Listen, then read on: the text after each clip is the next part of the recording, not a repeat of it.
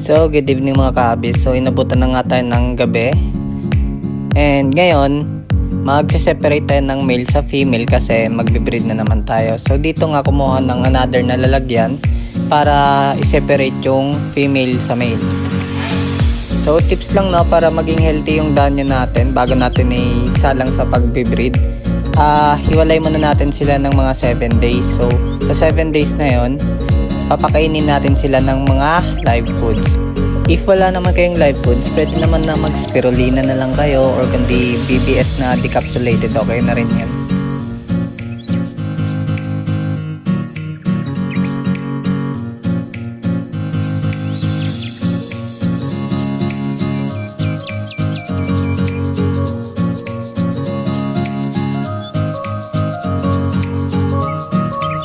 So, pagkatapos natin, no, yung male natin is 13 pieces lang.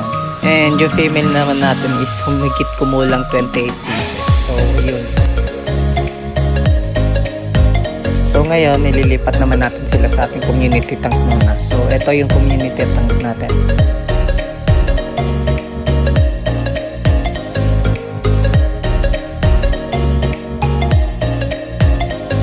So, sa next vlog natin, ipapakita ko sa inyo kung paano mag-breed ng danyo.